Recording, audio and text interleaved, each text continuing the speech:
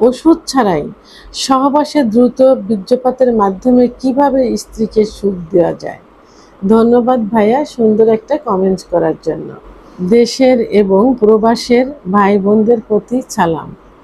আসসালামু আলাইকুম। আমি প্রভাষক ডাক্তার রিক্তা পারভিন, হোমিওপ্যাথি এবং আয়ুর্বেদিক চিকিৎসক।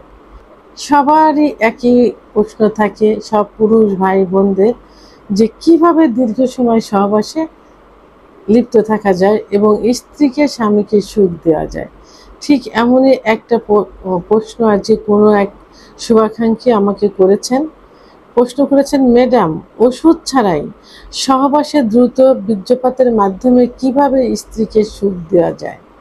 ধন্যবাদ ভাইয়া সুন্দর একটা কমেন্টস করার জন্য।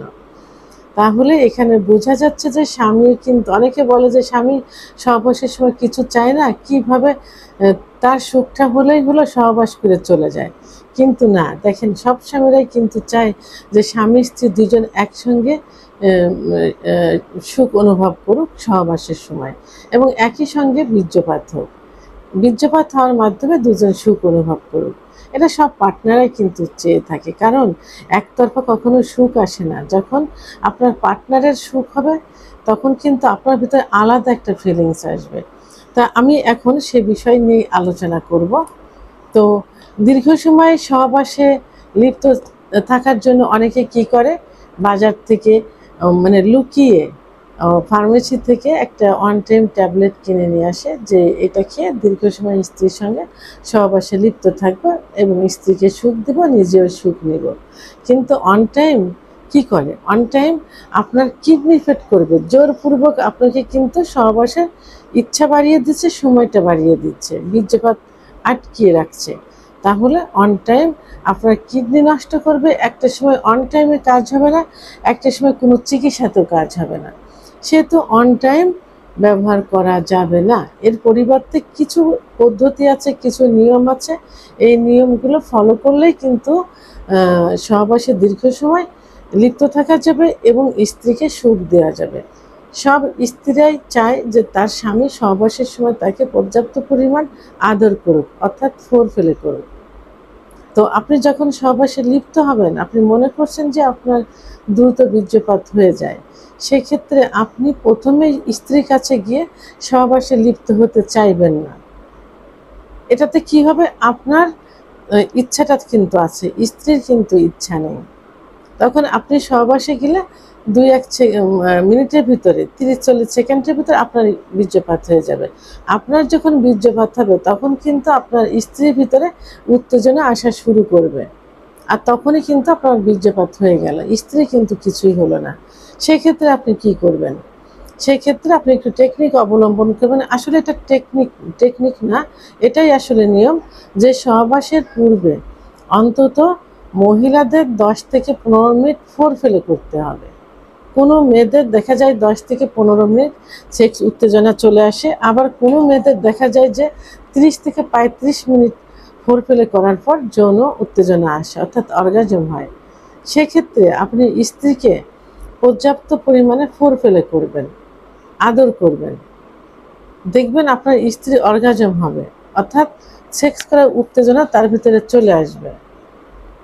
আর অর্গাজম হলে তার কামড়া চলে আসবে, জায়গাটা পিছিল হয়ে যাবে। এভাবে যদি 10-15 মিনিট আপনি আপনার স্ত্রীকে ফোরপ্লে করতে থাকেন এবং আপনার স্ত্রী আপনাকে ফোরপ্লে করবে প্রয়োজন অনুসারে, তো সেক্ষেত্রে যদি মনে করেন যে আপনারটা আগে বেরিয়ে যাচ্ছে, সেক্ষেত্রে আপনি প্রয়োজনে একতরফাভাবে স্ত্রীকে ফোরপ্লে করবেন। ফোরপ্লে করলে তার ভিতরে অর্গাজম হবে। এভাবে যদি বারবার ফোরপ্লে করেন, দেখা গেল যে ভিতরে প্রবেশ করার আগেই 10-15 মিনিট ফোরপ্লে করলে আপনার স্ত্রী 3-4 বার অর্গাজম হয়ে গেল। সে সহবাসের জায়গায় যাওয়ার জন্য একদম মানে আগ্রহ প্রকাশ করবে। আপনি তখন টেকনিক অবলম্বন করে আবার তাকে ফোরপ্লেতে লিপ্ত করবেন।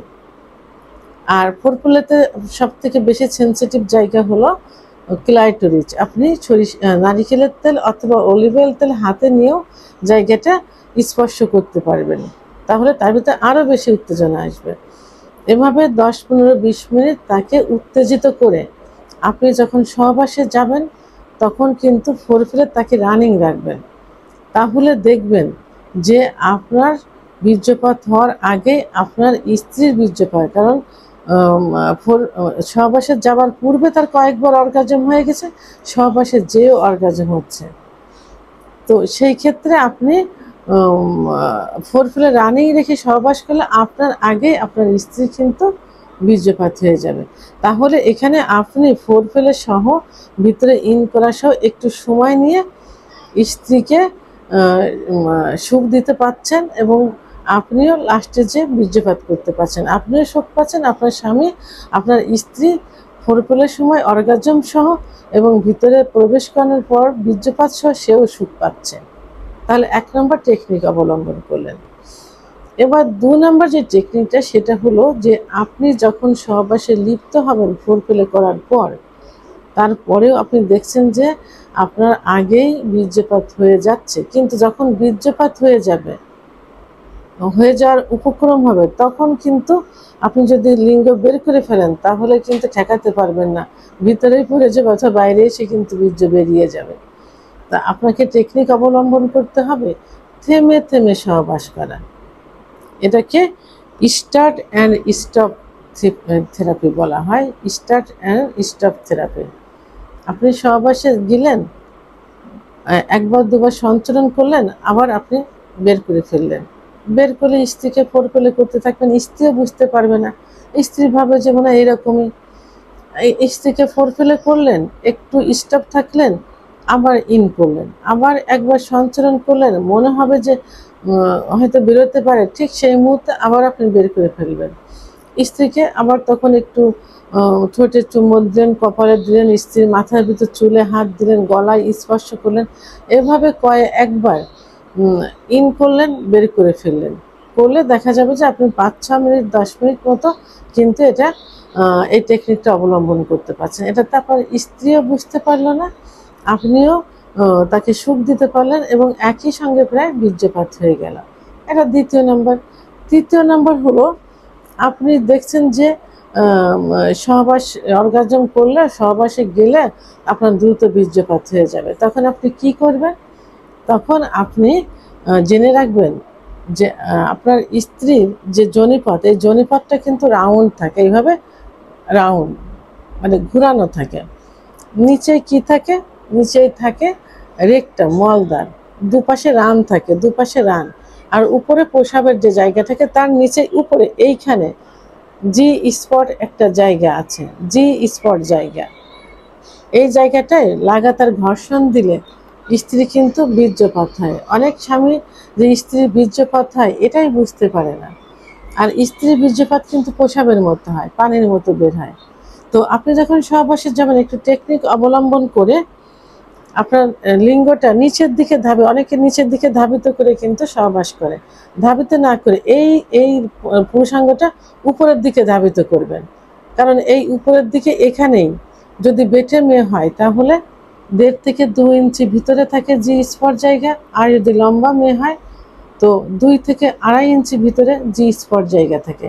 তো আপনি যখন উপরের দিকে ঘর্ষণ দিচ্ছেন তখন কিন্তু আপনার লিঙ্গটা তার জি স্পট জায়গায় ঘর্ষণ লাগবে, তখন কি হবে?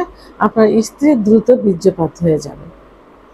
ঠিক আছে, এটা টেকনিক অবলম্বন করে। এবং এই টেকনিকটা আপনি কি করতে পারেন, আপনি প্রথমে নিজে সহবাস করলেন, যদি একটু দীর্ঘ সময় চান নিজে সহবাস করলেন, আবার স্ত্রীকে শুয়ে স্ত্রীকে দিয়ে সহবাস করলেন। কারণ যখন মেয়েরা উপরে উঠে সহবাস করে তখন তাদের ঘর্ষণটা কিন্তু জি স্পট জায়গায় লাগে, কারণ লিঙ্গ তখন কিন্তু নিচের দিকে ধাবিত হয় না, তখন লিঙ্গ কিন্তু উপরের দিকে ধাবিত হয়। তাহলে কি হলো, আপনার স্ত্রীকে উপরে দিয়ে আপনি সহবাস করতে পারেন, আবার আপনি নিচে থেকে স্ত্রীকে নিচে রেখে যদি সহবাস করেন তাহলে লিঙ্গটা উপরের দিকে ধাবিত করবেন, তাহলে কিন্তু আপনার স্ত্রী সুখ অনুভব করলো। 4 নম্বর যেটা আছে সেটা হলো স্কুইজ টেকনিক অর্থাৎ থেরাপি। স্কুইজ থেরাপি সেটা কি? যখন আপনি দেখছেন যে আপনার বীর্যপাত হয়ে যাওয়ার উপক্রম, তখন আপনি সঙ্গে সঙ্গে কি করবেন? আপনার লিঙ্গটাকে বের করে ফেলবেন। বের করে ফেললে আপনার স্ত্রীকে আগে থেকে আপনি এই টেকনিকটা অবলম্বন করাবেন, আপনার স্ত্রী সঙ্গে সঙ্গে আপনার পুরুষাঙ্গের যে ফোর স্কিন যে জায়গাটা থেকে, অর্থাৎ যেখানে মুসলমানের দেওয়া হয়, মুসলিমদের, তার উপরে ঠিক এইভাবে এইভাবে চেপে ধরবে, দুইটা আঙুল দিয়ে, উপরে দুইটা আঙুল, নিচে একটা আঙুল দিয়ে এইভাবে চেপে ধরবে। তখন কি হবে, তার যে বীর্যটা উপরে উঠে যাবে। তাহলে ওই সময়ের জন্য বীর্যপাতটা বন্ধ হলো। এরপরে আবার সহবাস করলেন, আবার যদি সেরকম হয় তাহলে আবার বের করলেন, আবার আপনার স্ত্রী এইভাবে চেপে দিল হাত দিয়ে, তখন আবার বীর্যটা উপরে উঠে গেল। এইভাবে কয়েকবার 5-6 মিনিট, যাদের একেবারেই সমস্যা বেশি, 5-6, যাদের সমস্যা নেই তারাও যদি আরেকটু সুখ পেতে চান তারাও এই টেকনিক অবলম্বন করতে পারেন। তো এটা হলো স্কুইজ টেকনিক অর্থাৎ থেরাপি। তো এইভাবেই এই থেরাপিটা আপনি কয়েকবার করতে পারেন, এভাবে আপনি 7-8 মিনিট সময় পেয়ে যাবেন। আর এই যে যে টেকনিকগুলো, এই টেকনিকগুলো কিন্তু হুবহু দেশের বাইরে, বিশেষ করে এশিয়া মহাদেশে কিন্তু এগুলো কিন্তু অবলম্বন করে থাকে। তো তাহলে সহবাসের দীর্ঘ সময় লিপ্ত থেকে স্ত্রীকে সুখ দেওয়ার যে 4টি টেকনিক আমি বললাম, এইগুলো আপনারা ফলো করতে পারেন এবং বিভিন্ন ইউটিউব চ্যানেল আপনারা সার্চ দিয়েও দেখতে পারেন যে এই টেকনিকগুলো পাশ্চাত্য অনেক দেশেই কিন্তু অবলম্বন করে থাকে। এই জন্য অন টাইম ওষুধের কোনো প্রয়োজন নেই। যদি যৌন অক্ষমতা হয়ে থাকে তাহলে অবশ্যই সরাসরি আপনারা চিকিৎসা নেবেন। আর চিকিৎসা নেওয়ার আগে যে সমস্যাটা হয়ে থাকে সেটা মোকাবেলা করার জন্য, ফেস করার জন্য আপনারা অন টাইম ওষুধের পরিবর্তে এই 4টা টেকনিক অবলম্বন করতে পারেন। ভিডিওটি সম্পর্কে যদি কোনো মতামত থেকে থাকে অবশ্যই কমেন্টের মাধ্যমে জানাবেন। আর ভিডিওটি ভালো লাগলে লাইক, কমেন্ট, সাবস্ক্রাইব করে আমার সঙ্গে থাকুন। আল্লাহ হাফেজ।